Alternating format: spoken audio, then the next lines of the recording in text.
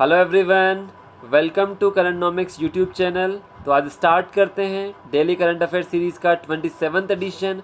आज फिर हम आप लोगों के साथ कुछ महत्वपूर्ण न्यूज़ के साथ उपस्थित हैं, तो अब सब दोस्तों को शेयर कर दीजिए।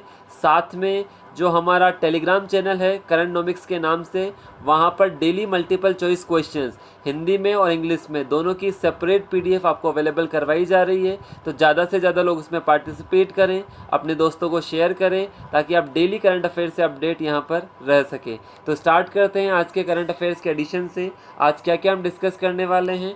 फर्स्ट हम डिस्कस करेंगे एक काफ़ी इंपॉर्टेंट कैंपेन जो नीति आयोग के द्वारा लॉन्च किया गया है, जिसका नाम है सुरक्षित दादा दादी और नाना नानी अभियान। जो भी आपके बुजुर्ग हैं उनके लिए, जो भी आपके एल्डरली पीपल हैं उनके लिए ये कैंपेन नीति आयोग के द्वारा चलाया गया है। इसको ट्विटर पर भी काफ़ी पॉपुलराइज़ किया जा रहा है, इसके बारे में जानेंगे। सेकंड, एक रिपोर्ट है जिसका नाम है लॉस्ट एट होम। ये काफ़ी इंपॉर्टेंट रिपोर्ट है जो यूनिसेफ के द्वारा निकाली जाती है, इसके बारे में भी हम डिटेल में अध्ययन करेंगे। यूनिसेफ, जिसको हम किस नाम से जानते हैं, United Nations International Children's Emergency Fund के नाम से जानते हैं, काफ़ी महत्वपूर्ण है। और तीसरा एक महत्वपूर्ण टॉपिक आप देखोगे, जो ईरान की करेंसी है जो रियाल के नाम से जानी जाती थी, अब उसको चेंज करके किस नाम से किया जा रहा है, तोमान। तो इसके बारे में हम डिस्कस करेंगे। लास्ट में मैपिंग के बारे में देखेंगे, स्पेशली ईरान, क्योंकि ईरान आपको पता है काफ़ी न्यूज़ में है। तो ईरान की बॉर्डरिंग कंट्रीज़ के बारे में आज हम विश्लेषण करेंगे। तो बढ़ते हैं आज हमारे फर्स्ट टॉपिक के साथ। तो देखो, आज का फर्स्ट टॉपिक हमारा क्या है, सुरक्षित दादा दादी और नाना नानी अभियान। नीचे लिखा हुआ है अपने साथ अपनों का ध्यान। अपने साथ साथ आपके जो अपने हैं, आपके जो दादा दादी है, नाना नानी है, उनका कैसे ध्यान रखा जाए। तो ध्यान रखना, इसके बारे में पहली चीज़ आपको पता होनी चाहिए, ये कैंपेन किसके द्वारा चलाया गया, नीति आयोग के द्वारा। किसके साथ मिलकर, पिरामल फाउंडेशन के साथ मिलकर।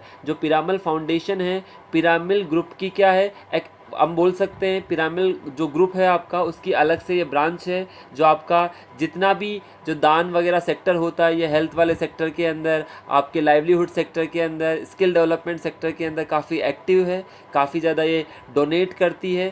साथ में आप देखोगे ये जो कैंपेन चलाया जा रहा है 25 डिस्ट्रिक्ट एडमिनिस्ट्रेशंस पे चलाया जा रहा है, for the safety of 2.9 million senior citizens. जो हमारे 2.9 मिलियन के अराउंड सीनियर सिटीजन्स हैं, उनकी देखभाल करने के लिए। और आप देखोगे ट्विटर पे इसको हैशटैग अपनों का ध्यान इस नाम से पॉपुलराइज़ किया जा रहा है। तो क्या क्या याद रखना है, जो सुरक्षित दादा दादी नाना नानी अभियान है, नीति आयोग के द्वारा किसके साथ मिलकर, पिरामल फाउंडेशन के साथ मिलकर ये चलाया गया है। इसके तहत क्या किया जाएगा, जो आपके सीनियर सिटीजन हैं, अराउंड 2.9 मिलियन सीनियर सिटीजन, उनकी सेफ्टी को और ज़्यादा सिक्योर किया जाएगा। इसलिए बोला गया कि अपनों का ध्यान हैशटैग नाम से इसको पॉपुलराइज़ किया जा रहा है। आगे आप देखो, इसमें कुछ और महत्वपूर्ण न्यूज़ आपको सुनने को मिलेगी। देखो, ये जो पूरा का पूरा देख लो, हमने पूरा का पूरा जो डेटा लेते हैं हम ऑफिशियल साइट से, पीआईबी से लिया हुआ है, नीति आयोग की वेबसाइट से हमने स्लाइड ली है। तो आप देखोगे जो ये प्रोग्राम चलाया जा रहा है कोविड-19 के टाइम पर, उससे रिलेटेड आप चीज़ें यहाँ पर देख सकते हो। Aspirational district programme localising collectivised solutions. Aspirational districts को हम क्या बोलते हैं, आकांक्षी जिले, जो कि नीति आयोग के द्वारा घोषित किए गए थे। लगभग 112 एस्पिरेशनल डिस्ट्रिक्ट्स थे कंट्री के अंदर, जो नीति आयोग के द्वारा चिन्हित किए गए थे या उनको असाइन किया गया था। ये वो डिस्ट्रिक्ट है हमारी कंट्री के जो काफ़ी सोशियो इकोनॉमिक रूप से बैकवर्ड है। तो उनको कैसे मेन स्ट्रीमिंग की जाए, कैसे उनको मुख्य धारा से जोड़ा जाए, इसके लिए नीति आयोग के द्वारा प्रोग्राम चलाया गया था। आप देखते हैं first point, uplifting million of lives in 112 most backward districts of the country, जिनको हम क्या बोलते हैं, aspirational districts of the country. तो जहाँ भी आप एस्पिरेशनल डिस्ट्रिक्ट्स का नाम सुने, ये प्रोग्राम नीति आयोग ने चलाया था। इसमें नीति आयोग ने 112 जो सबसे ज़्यादा बैकवर्ड डिस्ट्रिक्ट है कंट्री, उनको सेलेक्ट किया था और उनके अंदर जो सोशियो इकोनॉमिक डेवलपमेंट के लिए काफ़ी ज़्यादा काम स्टार्ट किया जा चुका है। आप देखोगे सबसे इम्पोर्टेंट चीज़, जो 112 एस्पिरेशनल डिस्ट्रिक्ट्स है जो नीति आयोग के द्वारा डिसाइड किए गए थे, वहाँ पर मात्र अभी तक कितने केसेज है, 610। कितने केसेज है, 610। जो आप देखोगे नेशनल लेवल पे जितने इन्फेक्शन है उसका 2% भी अभी तक नहीं है। उसके अलावा आप देखोगे सिर्फ 6 डिस्ट्रिक्ट है वहाँ पर जहाँ पर पहला केस तो 21 अप्रैल के बाद रिपोर्ट किया गया था, तो काफ़ी सिक्योर है। कुछ जो मेजर हॉटस्पॉट है उनके नाम मैं यहाँ पर बता देता हूँ, बारामूला है, नूह है, रांची है, बायसार है, कुपवारा है और जैसलमेर है, जहाँ पर सबसे ज़्यादा केसेस रिपोर्ट किए गए हैं। अब इनके लिए नीति आयोग के द्वारा काफ़ी जल्दी स्टेप लिए गए हैं, चाहे इनका आप देखोगे आइसोलेशन कैंप सेटअप करना हो, कंट्रोल रूम्स बनाने हो, फूड का डिस्ट्रीब्यूशन करना हो, और साथ में यहाँ पर सुरक्षित दादा दादी और नाना नानी अभियान भी लॉन्च किया जा चुका है। तो आप ये देख सकते हो एस्पिरेशनल डिस्ट्रिक्ट्स आपके एग्जाम पॉइंट ऑफ व्यू से काफ़ी इंपॉर्टेंट है, क्वेश्चन पूछा भी जा चुका है। तो आपको ध्यान रखना है एस्पिरेशनल डिस्ट्रिक्ट्स क्या है, किसके द्वारा ये असाइन किए गए, कितने डिस्ट्रिक्ट्स हैं, क्यों असाइन किए गए, ये मोस्ट बैकवर्ड डिस्ट्रिक्ट्स माने जाते हैं, इनकी हमें क्या करनी है, मेनस्ट्रीमिंग करनी है, इनको मुख्यधारा से हमें जोड़ना है। ठीक है, आगे बढ़ते हैं। देखो आप यहाँ पर और भी देख सकते हो, ये अभियान जो दादा दादी नाना नानी अभियान चलाया जा रहा है, ये अभियान देश के 25 एस्पिरेशनल डिस्ट्रिक्ट्स में चलाया जा रहा है, जहाँ आप देखोगे कोविड-19 से रिलेटेड केसेस ज़्यादा पाए गए हैं, और हैशटैग अपनों का ध्यान रखकर इसको पॉपुलराइज यहाँ पर किया जा रहा है। आप देख सकते हो घर में दादा दादी अपने नाना नानी से 2 बात करो, उनकी कुछ मदद करो, ताकि वो लोग इस कोविड-19 जैसी ग्लोबल पैंडेमिक का सामना ईजिली कर सके। तो आपका सपोर्ट काफ़ी ज़रूरी है उन लोगों के लिए। ठीक है, उसके बाद आगे देखोगे लगभग 11,531 जो वॉलंटियर्स हैं उन्होंने साइन किया है कि वो हर दिन 20 से ज़्यादा सीनियर सिटीजन से बात करेंगे, उनकी मदद करेंगे, क्योंकि आप देखोगे कि लगभग 2.9 मिलियन सिटीजन्स हैं जो कि फाइट कर रहे हैं कोरोना से, तो उनके लिए काफ़ी ज़्यादा अहम है कि उनकी सेफ्टी का ख्याल रखा जाए। तो इसके लिए 11,531 वॉलंटियर्स ने इसके लिए साइन किया है कि हम लोग लगभग 20 से ज़्यादा सीनियर सिटीजन्स को डेली उनकी केयर करेंगे, डेली उनसे बात करेंगे, डेली उनको प्रोटेक्शन देंगे। तो ये भी आप यहाँ पर ध्यान रख सकते हो। आप देख सकते हो यहाँ पर कि जो आपका सुरक्षित दादा दादी और नाना नानी अभियान है, उसका एम मैंने आपको बता दिया है। उनकी लाइफस्टाइल से रिलेटेड, उनको कैसे बीमारियों से बचाया जाए, कैसे उनके बिहेवियर में चेंज लाया जाए, उससे रिलेटेड सारी की सारी चीज़ें यहाँ पर प्रदर्शित की गई है। ठीक है, उसके अलावा आप यहाँ पर देख सकते हो वॉलंटियर्स का मैंने आप लोगों को बता दिया है।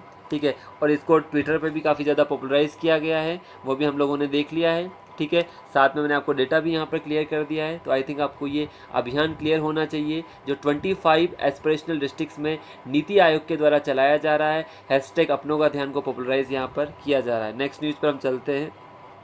ठीक है, उससे पहले आप थोड़ा सा एस्पिरेशनल डिस्ट्रिक्ट्स के बारे में भी देख सकते हो। इस प्रोग्राम को लॉन्च किया गया था हमारे प्राइम मिनिस्टर मोदी जी द्वारा, और ये वो डिस्ट्रिक्ट है कंट्री के जहाँ पर जो उनका सोशियो इकोनॉमिक फैक्टर्स है, जो उनके सामाजिक और आर्थिक फैक्टर है, वो काफ़ी पुअर है। तो ऐसे लगभग 115 डिस्ट्रिक्ट आइडेंटिफाई किए गए थे इनिशियली कि फ्रॉम 28 स्टेट्स के अंदर से। जो हमारे 28 राज्य हैं उनमें से 115 डिस्ट्रिक्ट यहाँ पर आइडेंटिफाई किए गए थे। और आप यहाँ पर देखोगे 5 मेजर थीम्स थी जहाँ पर हमें काम करना था। आपका एजुकेशन है, हेल्थ है और न्यूट्रिशन है, और फाइनेंशियल इंक्लूजन है, एग्रीकल्चर है, वाटर रिसोर्सेज है, स्किल डेवलपमेंट है। इन थीम पर बेसिकली नीति आयोग को इन डिस्ट्रिक्ट्स के अंदर काम करना था, ताकि इन डिस्ट्रिक्ट्स को जो उनकी पुअर सोशियो इकोनॉमिक कंडीशन है उनसे बाहर निकाला जा सके। तो एस्पिरेशनल डिस्ट्रिक्ट प्रोग्राम के बारे में भी आपको थोड़ा सा यहाँ पर आइडिया होना चाहिए। ठीक है, आगे बढ़ते हैं। आगे आप देखोगे ये कैंपेन किस चीज़ पर फोकस करता है, ठीक है, वो हमने देख लिया। अब आप देखो एक रिपोर्ट लॉन्च हुई है जिसका नाम है लॉस्ट एट होम। क्या नाम है? Lost at home. किसके द्वारा? यूनिसेफ के द्वारा। किसके द्वारा लॉन्च की गई है? यूनिसेफ के द्वारा ये रिपोर्ट लॉन्च की गई है। काफ़ी महत्वपूर्ण रिपोर्ट है। इसका कुछ डेटा मैं आपको दिखाऊंगा जो आपके आप एग्ज़ाम में ऐसे के अंदर यूज़ कर सकते हो, कुछ आंसर्स के अंदर भी यूज़ कर सकते हो, और डायरेक्टली प्रीलिम्स में भी क्वेश्चन पूछा जा सकता है कि लॉस्ट एट होम रिपोर्ट किसके द्वारा जारी की जाती है। आपका आंसर होगा यूनिसेफ। क्या आंसर होगा आपका? यूनिसेफ। आगे देखो, आप देखोगे लगभग 5 मिलियन से ज़्यादा लोग हैं जो इंटरनली डिस्प्लेस्ड है इंडिया के अंदर। ये किसके द्वारा बोला गया? यूनाइटेड नेशंस की रिपोर्ट के द्वारा बोला गया कि लगभग 5 मिलियन मतलब लगभग 50 लाख ऐसे लोग हैं जो इंटरनली डिस्प्लेस्ड है इंडिया के अंदर। 2019 के अंदर ऐसा बोला गया। उसके अलावा आप देखोगे 12 मिलियन तो आप देखोगे उसमें से चिल्ड्रंस है जो एक जगह से दूसरी जगह पर डिस्प्लेस्ड हुए। साथ में आप देखोगे उनमें से जो मैक्सिमम मामले हैं वो कहाँ पर आते हैं? उन एरियाज़ के आते हैं जहाँ पर कॉन्फ्लिक्ट या विवाद की स्थितियाँ काफ़ी ज़्यादा है, हिंसा की स्थितियाँ काफ़ी ज़्यादा है, और 8.2 मिलियन मामले वहाँ के आते हैं जहाँ पर डिजास्टर वगैरह आए हैं। आप लोगों को ये समझ में आया होगा डिस्प्लेसमेंट का मतलब क्या होता है। डिस्प्लेसमेंट का मतलब किसी एक पर्टिकुलर जगह को छोड़कर दूसरी जगह पर जाना। किसकी वजह से? सोचो यहाँ पर कोई प्राकृतिक आपदा आ गई, यहाँ पर कोई हिंसक गतिविधियाँ हो गई, यहाँ पर कोई कॉन्फ्लिक्ट हो गया जिसकी वजह से एक जगह से दूसरी जगह पर लोग क्या कर रहे हैं? माइग्रेट कर रहे हैं। उसको बोलते हैं इंटरनली डिस्प्लेसमेंट। तो किसका हुआ यहाँ पर? मैंने आपको बताया चिल्ड्रंस का इंटरनली डिस्प्लेसमेंट काफ़ी ज़्यादा देखा गया। उसके अलावा किन किन एरियाज़ में इंटरनल डिस्प्लेसमेंट ज़्यादा देखा जाता है, वो सारे एरियाज़ वायलेंस वाले एरियाज़, कॉन्फ्लिक्ट वाले एरियाज़, डिजास्टर वाले एरियाज़। तो आपने देखा होगा, मैं आपको छोटा सा एग्जांपल वर्ल्ड का दे देता हूँ। सीरिया के अंदर आप देखोगे, ठीक है, आप ईरान के अंदर देखोगे, इराक के अंदर देखोगे, जहाँ पर हिंसक या टेररिज्म एक्टिविटीज़ काफ़ी ज़्यादा है, यहाँ पर काफ़ी ज़्यादा डिस्प्लेसमेंट देखा जाता है। तो ये मैंने आपको डेटा दिया, उसमें चिल्ड्रंस का जो डेटा है वो आपको सबसे इंपॉर्टेंट है। लगभग 12 मिलियन न्यू डिस्प्लेसमेंट्स हुआ, उसमें चिल्ड्रंस भी इन्वॉल्व है, ठीक है। तो उसको आप यहाँ पर देखो, मोर देन 5 मिलियन पीपल जो इंटरनली डिस्प्लेस इंडिया के अंदर हुए हैं, वो किसकी वजह से हुए हैं? नेचुरल डिजास्टर्स की वजह से, कॉन्फ्लिक्ट की वजह से और वायलेंस की वजह से हुए हैं 2019 के अंदर। उसके अलावा आप ये रिपोर्ट के बारे में अगर देखोगे, जो लॉस्ट एट होम रिपोर्ट है जो कि पब्लिश की जाती है United Nations Children's Fund, full form क्या है इसकी? United Nations International Children's Emergency Fund, ठीक है। यूनाइटेड नेशंस, आई से इंटरनेशनल, सी से चिल्ड्रन और ई से इमरजेंसी फंड। तो इसको शॉर्ट में हम क्या बोलते हैं? यूएन चिल्ड्रंस फंड के नाम से भी बोला जाता है। इसने बताया है लगभग 33 मिलियन न्यू डिस्प्लेसमेंट रिकॉर्डेड किए गए हैं 2019 के अंदर, और उसमें से 25 मिलियन किसकी वजह से हैं? नेचुरल डिजास्टर की वजह से हैं, और 8.5 मिलियन किसकी वजह से हैं? कॉन्फ्लिक्ट एंड वायलेंस की वजह से हैं। तो इस रिपोर्ट के डेटा को आप यूज़ कर सकते हो कि कितना ज़्यादा इंटरनली डिस्प्लेसमेंट देखा गया है पूरे वर्ल्ड के अंदर और इवन इंडिया के अंदर भी। किस किस की वजह से? कारण आपको पता है, नेचुरल डिजास्टर्स हो सकते हैं आपका, वायलेंस हो सकता है आपका, कॉन्फ्लिक्ट हो सकता है। इन सब कारणों की वजह से क्या देखा गया है? डिस्प्लेसमेंट यहाँ पर देखा गया है, ठीक है। तो आपको इस रिपोर्ट का पता होना चाहिए। क्या क्या क्वेश्चन बनेगा? रिपोर्ट निकालता कौन है? यूनिसेफ निकालता है। इस रिपोर्ट के जो कोट्स है, जो फैक्ट है, उनको आप कहाँ पर यूज़ कर सकते हो? आप बोल सकते हो कि चिल्ड्रंस का भी काफ़ी ज़्यादा डिस्प्लेसमेंट हुआ है कॉन्फ्लिक्ट एरियाज़ की वजह से, वायलेंस एक्टिविटीज़ की वजह से, क्योंकि ये जो रिपोर्ट है किस पर ज़्यादा फोकस करती है? चिल्ड्रंस पर फोकस करती है। किस तरह से बच्चों को यहाँ पर डेवलप किया जाए, किस तरह से कॉन्फ्लिक्ट जोन से उनको बचाया जाए, किस तरह से उनका चाइल्डहुड को और भी ज़्यादा डेवलप यहाँ पर किया जाए। आई थिंक आप लोगों को सब क्लियर होगा। नेक्स्ट सबसे इंपॉर्टेंट न्यूज़ पर आते हैं। जो रियाल की करेंसी थी, अब वो किस में, जो ईरान की करेंसी थी पहले क्या थी? रियाल, अब किस में कन्वर्ट होने वाली है? तोमान के अंदर में। तो इसके बारे में जानते हैं कि क्यों करेंसी को रियाल से तोमान में कन्वर्ट किया जा रहा है, इससे क्या क्या फ़ायदा यहाँ पर होगा। तो देखते हैं अपन यहाँ पर। तो ये ईरान का मैप है, इसको भी हम लास्ट में डिस्कस करेंगे।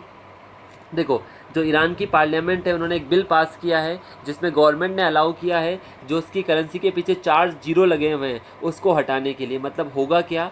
अभी जो 10,000 रियाल है, ध्यान से समझना, जो अभी आपके 10,000 रियाल है, अब वो कितना बन जाएगा? आपका 1 तोमान बन जाएगा। मतलब उसकी करेंसी से 4 जीरो आप हटा दोगे।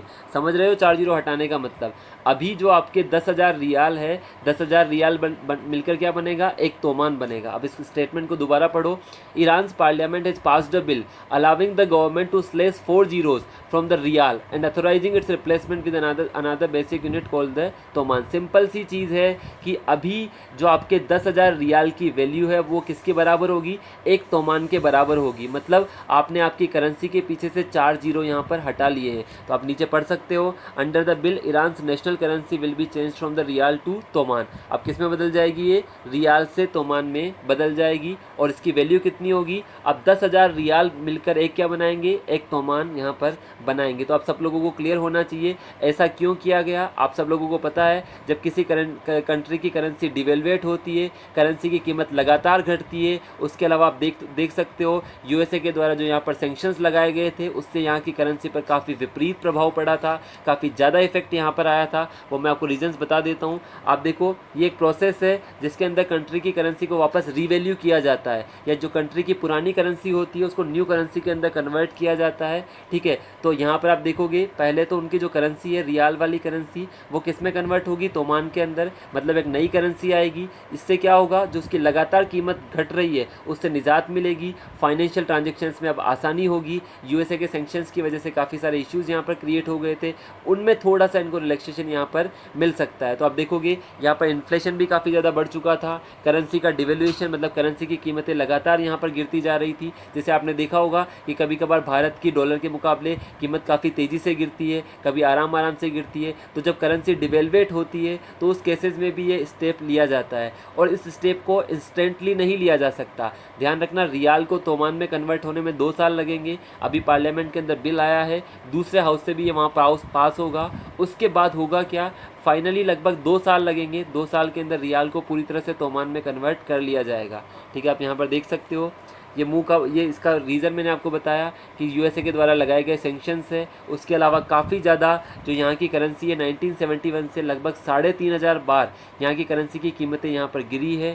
साथ में आप देखोगे हमारा जो न्यूक्लियर डील था जिससे यूएसए ने अपने आप को बाहर कर लिया था, उससे भी काफ़ी ज़्यादा यहाँ पर प्रभाव पड़ा है। और रियाल की जो फेस वैल्यू है, जिसकी वैल्यू है लगभग 60% से भी नीचे गिर गई थी, जिसकी वजह से ईरानियन गवर्नमेंट को ये मूव यहाँ पर उठाना पड़ा। ठीक है, उसके अलावा आप ये भी देख सकते हो कि इससे फाइनेंशियल ट्रांजेक्शन्स में, फाइनेंशियल कैलकुलेशंस में भी काफ़ी आसानी होगी। आप सिंपल चीज़ सोचो, 10,000 रुपये को आपने किससे रिप्लेस कर दिया? 1 रुपये से। 10,000 रियाल क्या बन जाएंगे? अब आपके एक तोमान बन जाएंगे। तो कितनी ज़्यादा ईजी होगी कैलकुलेशन करना, इन्फ्लेशन में यहाँ पर मदद मिलेगी इन्फ्लेशन को कंटेन करने के लिए। ठीक है, उसके अलावा आप देख सकते हो अभी तक ये जो बिल है, ठीक है, अभी डायरेक्टली ये करेंसी चेंज नहीं होगी। पहले बिल कहाँ से अप्रूव होगा? गार्जियन काउंसिल से, जो कि वहाँ की बॉडी ऑफ कंजर्वेटिव क्लरिक्स है, जो सुपरवाइज़ करती है पार्लियामेंट को, वहाँ से पास होगा। उसके बाद जो ईरान का सेंट्रल बैंक है उसको 2 साल लगेंगे इसको इम्प्लीमेंट करने में, ताकि पूरा का पूरा रियाल किस में कन्वर्ट किया जा सके? तोमान में कन्वर्ट किया जा सके। तो ऐसा नहीं होता है कि हमने बोला जस्ट कि हाँ रियाल को तोमान में चेंज कर दो, चेंज हो गया। पहले परमिशन लेनी पड़ेगी यहाँ की जो गार्जियन काउंसिल है, जिसके अंदर यहाँ के कंजर्वेटिव क्लरिक्स मिलकर इसको बनाते हैं, वो परमिशन देंगे। Then central bank of Iran को 2 साल लगेंगे इसको पूरी तरह से इम्प्लीमेंट करने के लिए। तो आई थिंक आपको इसका मैटर समझ में आया होगा कि किस तरह रियाल की करेंसी को तोमान में कन्वर्ट करने का जो बिल है पार्लियामेंट से पास हो चुका है। देन अब किस में जाएगा? ये जाएगा वहाँ की गार्जियन काउंसिल में, जो पार्लियामेंट को सुपरवाइज करती है। देन वहाँ का central bank of Iran action लेगा, जो 2 सालों के अंदर उसको इम्प्लीमेंट कर दिया जाएगा। अब एक बार हम यहाँ की मैपिंग भी देख लेते हैं, ताकि ईरान की मैपिंग भी आपको क्लियर हो जाए। मैपिंग के अंदर आपसे पूछा जा सकता है कि ईरान को कौन कौन सी कंट्रीज़ बॉर्डर करती है, तो आपको यहाँ पर देखने को मिलेगा 7 कंट्रीज़ है जो ईरान को बॉर्डर करती है। आप देखोगे पाकिस्तान, दूसरा आपका अफगानिस्तान, तीसरा आपका तुर्कमेनिस्तान, देन आप यहाँ से देखोगे इराक, देन आपका टर्की, देन आपका आर्मेनिया, देन आपका अज़रबैजान। तो ये 7 कंट्रीज़ है जो आपको बॉर्डर करती है ईरान को। तो एग्जाम्स में पूछा जा सकता है which of the following countries border Iran. ठीक है, तो आपको ध्यान रखना है सऊदी वाला पार्ट नहीं करता है, आपको ध्यान रखना है यमन और ओमान वाला पार्ट नहीं करता है। आप देखोगे हमारा जो नेबर है पाकिस्तान वो करेगा, अफगानिस्तान करेगा, और सेंट्रल एशिया की मात्र एक ही कंट्री करती है। 5 तानों में से एक ही तान करता है, तुर्कमेनिस्तान। कैसे याद रख सकते हैं? जिन लोगों ने संघाई कोऑपरेशन ऑर्गेनाइजेशन के मेंबर्स याद किए होंगे उनको पता होगा कि तुर्कमेनिस्तान उसके अंदर नहीं आता। तो आप ऐसे भी याद रख सकते हो। तो 2 तो यहाँ टर्की है, एक तो टर्की खुद है और दूसरा तान कौन है? तुर्कमेनिस्तान। तो आप अपने तरीके से याद रख सकते हो। देखो पाकिस्तान और अफगानिस्तान तो किसके? भारत के पड़ोसी देश है। ठीक है, तो 2 भारत के पड़ोसी देश यहाँ पर बॉर्डर करेंगे। उसके अलावा 2 टर्की से याद रख सकते हो, एक तो खुद टर्की है और खुद क्या है? तुर्कमेनिस्तान है। और 2 ऐसे याद रख सकते हो, एक आर्मेनिया है और एक अजरबैजान है। अजरबैजान तो वैसे भी न्यूज़ में है, इस बार यहाँ 2019 के अंदर नेम की यहाँ पर सबमिट हुई थी, तो इसलिए भी न्यूज़ में है क्योंकि अजरबैजान किसको बॉर्डर करता है? कैस्पियन सी को भी बॉर्डर करता है। और ईरान और इराक तो आपको याद रहेगा ही रहेगा, क्योंकि ईरान और इराक तो बिल्कुल क्लोज में है। तो ईरान और इराक तो बॉर्डर करेंगे ही करेंगे।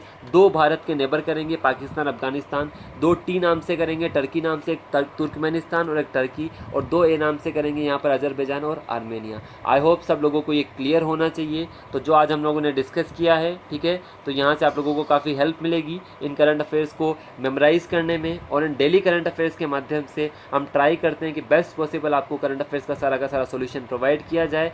जल्दी ही हम इससे रिलेटेड आंसर राइटिंग की सीरीज़ और अनदर मैपिंग सीरीज़ भी हम स्टार्ट करने वाले हैं। तो जुड़े रहिए, देखते रहिए करंट टॉपिक्स के साथ।